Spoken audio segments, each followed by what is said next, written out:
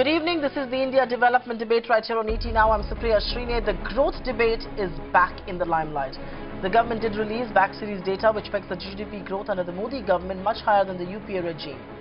The new numbers show that growth during the UPA regime has fallen for every year from 2006 to 2012, a period when the Congress basked in the glory of about 10% growth. This is surely going to open a political warfare because the NITI Aayog says the new GDP series is far superior to the old one. It has significant methodological improvements. As politics plays out over the revised numbers, the real India growth story seems to be taking a backseat. What do these numbers tell us? What will this mean for policy making? What does this mean for a robust and emphatic pronunciation of being the world's largest and fastest growing economy? Very many questions and many answers. This is exactly what we're debating right here on the India Development Debate this evening. Thank you very much, Dr. Rajiv Kumar, the Vice Chairman of NITI Aayog, who joins us right here. Thanks very much for being with us. This is a political hot potato. You can't escape the politics behind this, and I think it's only fair that I begin talking to you about the politics in these numbers. The average growth rate in UPA 2, according to these numbers, is 6.7%. In UPA 1, it's 7%. Compare that to an average growth of 7.35% so far, under the Modi government. It's difficult not to draw political motives, like a lot of people are saying. How are you going to escape the argument that this is the timing of this is suspicious? 3 or 4 months before general elections, this is an all-new debate being ignited on growth under UPA versus growth under NDA.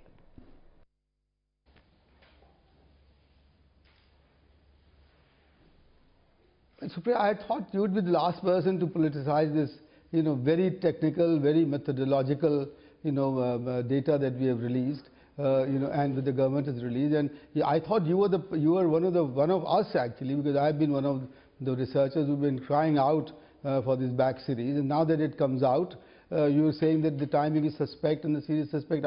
There's nothing political about it at all.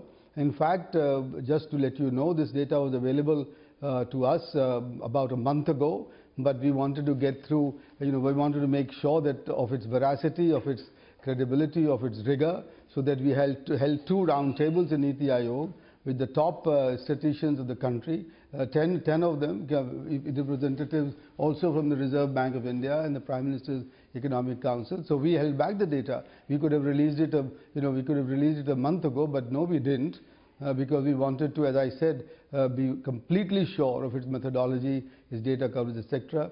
And I wanted to assure you that the data that you have now in front of you is in line with, is in sync with UN System of National Accounts 2008, while the earlier one was, the earlier series based on 2004-05 prices was only based on 93-94 SNA.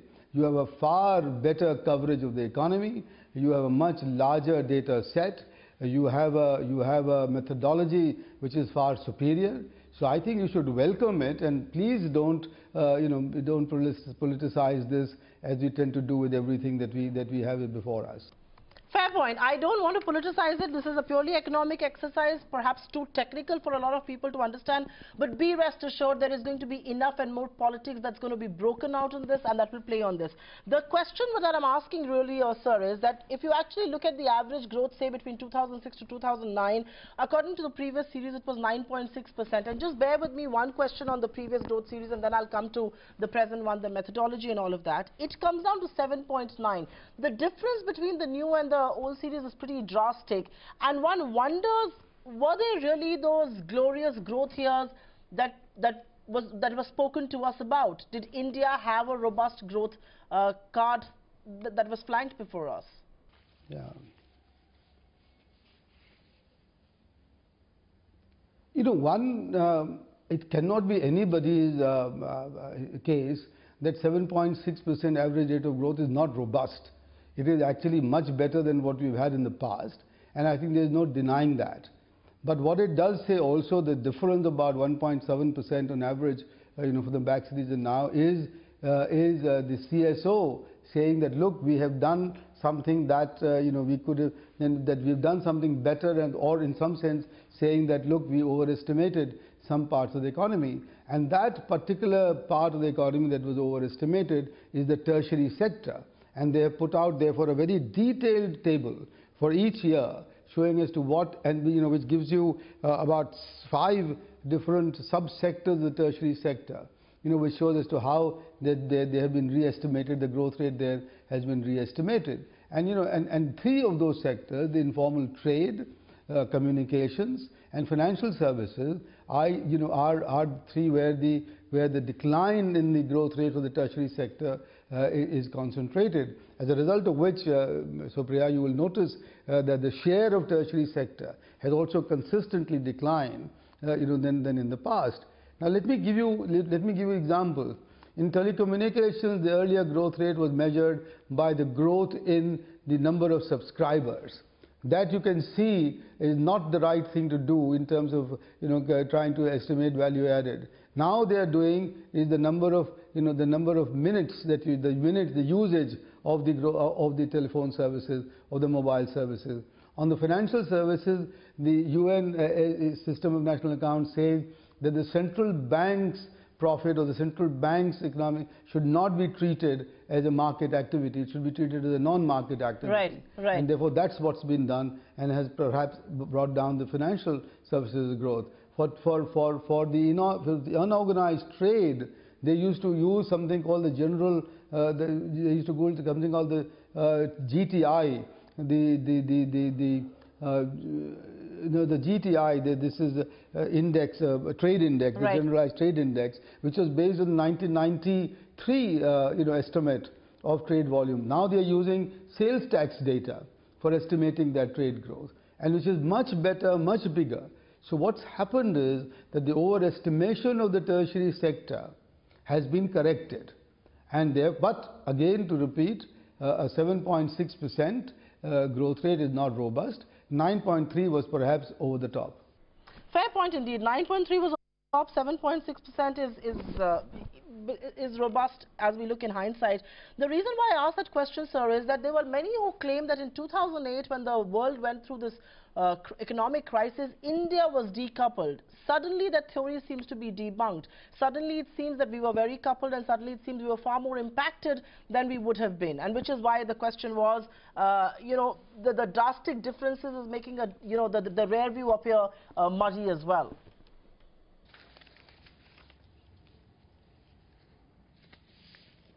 Yeah, but I think, I'm not saying I said so before, but ever since that crisis, I've been always saying that we should not argue that we are decoupled from the world. We cannot be, we are not. And I think the new data therefore brings it out very clearly that that is exactly what the case is.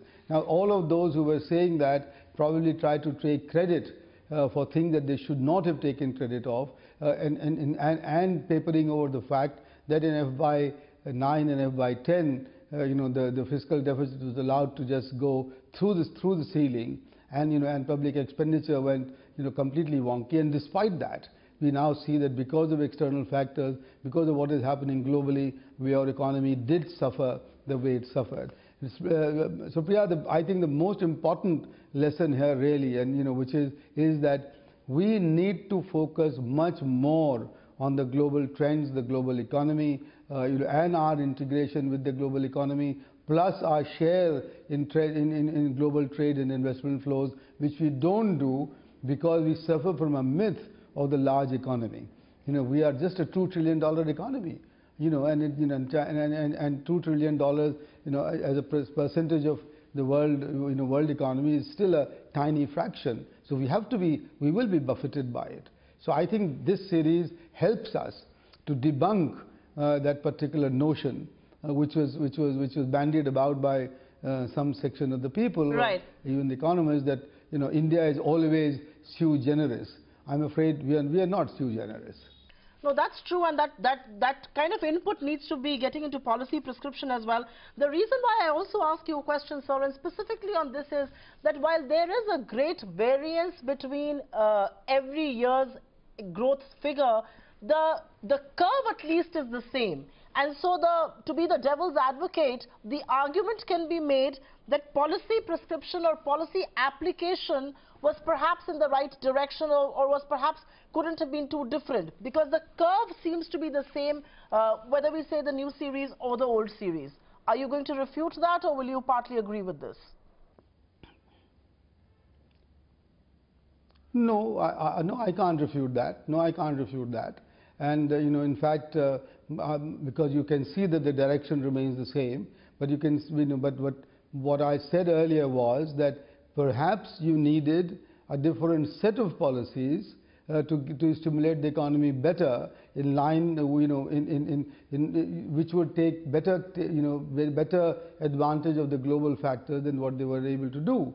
Now, example, if your policies were catered, or if your policies were focused much more on improving export competitiveness and increasing India's share in world trade flows, or increasing India's share in world services flows, that would have then helped you to use that particular crisis to get India onto a different growth trajectory. Instead, what we ended up doing is to just get our domestic consumption on steroids, and which then, as you know, resulted in a huge spike in inflation that we suffered from at that point of time, and which then led to the bust that it did, post 2010-11. So, what we want to learn is what should be the focus and after a correct diagnosis of policy, and how should policy take advantage of, or first take cognizance of, and then take advantage of both the external and the domestic conditions in order to keep the economy growing at an even keel and achieve the kind of rate of growth that you wanted to achieve. I would definitely agree with you on the part that data, or data point is the beginning of better policy prescription. The reason why I also ask you that question, sir, is that if the average growth so far under this government is 7.35%, which is obviously better than the average growth rate of the previous government in its second term, UPA 2, what explains the fact that investments have been down, and GFCF we are seeing at levels of 27, 28, 29% from the peaks of 39.8 in fiscal year 11. Credit offtake has been muted. I mean, even in the worst policy paralysis, those two indicators, which are seemingly very robust indicators for any economy, were doing a lot better than when the growth period is perhaps a lot better now. What explains this divergence? Supriya, I think Supriya, I think we need much more data to be able to take a good look at it, because let me start off with the credit offtake in the economy. The credit offtake data that you get, Supriya, as you know, only deals with the commercial bank sector. Commercial banking sector is not the only source of credit in the economy. The IPOs are, the NBFCs are, and I think and I pointed this out before, that in the past 5 years, for example, the NBFC share, of the NBFC's growth in assets under management of NBFCs has pretty much quadrupled, because the banking sector, the credit offtake from the banking sector had really turned turtle. Now, what you need is for the RBI, for example, to put out aggregate data of credit offtake from all these sectors, and an aggregate credit offtake for us to be able to understand how much credit offtake there is or not. So otherwise, we are only looking at a partial picture and making, and discussing and taking, hopefully not taking policy decisions on that basis. The second point about the GSFC, as you said, yes, there has been a decline. I'm aware of that. But again, if you dissect it further, you will find that a very large part of that has come in household capital formation. And household capital formation captures the data of investment on real estate.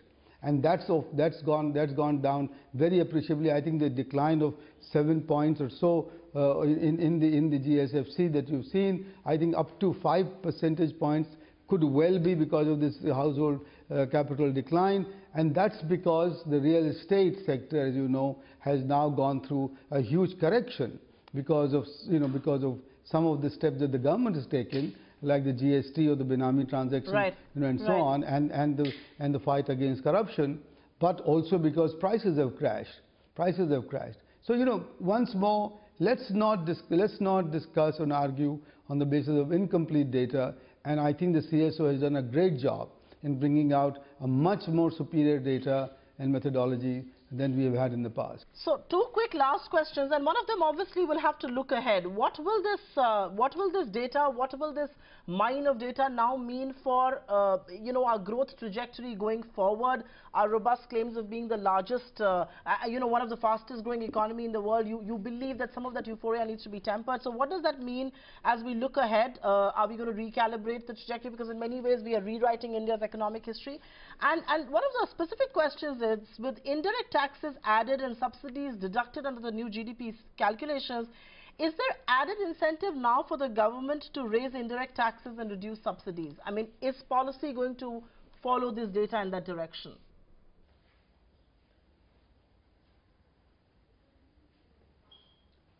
No, not at all. I don't think so. I think if we can bring the difference between the GVA and the GDP closer together, because the difference between the GVA and the GDP is, the GDP is GVA plus taxes, net taxes. I think that will be better, because we don't really want to increase the share of tax to GDP in this country. What we do want to do is to improve the tax net, as has happened with the launch of the GST, as well as the improvements in the CBDT collection and buoyancy collection. So I don't think that's true at all. There is no incentive for the government to increase rates in any case. There is always an incentive for better compliance and better coverage on the taxes, because all of us who are supposed to pay taxes should be paying taxes. So there is no incentive for raising tax at all. On the forward-looking thing, I think this data does point to the fact that we need to temper our euphoria. But more than that is that we need to try much harder and to take much more serious steps in pushing up our GDP growth rate towards the double-digit growth rate mark that we want to achieve. Because that is what is needed to generate all the employment, the good quality employment, and that is what is needed to actually bring about prosperity for the common person in the country. So, Dr. Kumar, a quick last question before I let you go, and this is a concern that some people who've been on channels have voiced, and which is, why did NITI Aayog, which is a political outfit of sorts, had to get involved with this? Couldn't this be done by the CSO alone? And my own question also is that, this is not the first time that India's growth debate is being reignited and refueled. I remember former Chief Economic Advisor Arvind Subramanian saying that he's puzzled by the GDP growth numbers and consequently all the constituent elements that go into constructing it. Are we adding to the confusion out there on India's GDP growth? Which one is real, which one isn't? Or do you believe this is a one-time reset and is required? Supriya, three very quick points, because I now have to slip into another channel. One, sure. NITI Aayog is not a political organization. NITI Aayog is a very robust technical organization, and that's one. Two, it was done by the NITI Aayog because we had taken the trouble to organize 2 roundtables to check the veracity, credibility and the rigor of this data, and therefore this was supposed to be a better platform to release it. And 3, that we are certainly not going to cause any more confusion, because henceforth you will see better quality and also more data coming out of the CSO going in the future. Okay. Lovely talking to you, Supriya. On that note, thanks very much, Dr. Kumar, for being with us. And on that note, we'll slip into a really short breather right here, but we come back and discuss this new GDP growth debate with our panel. We will be joined by both the Congress and the BJP and expert commentators as well.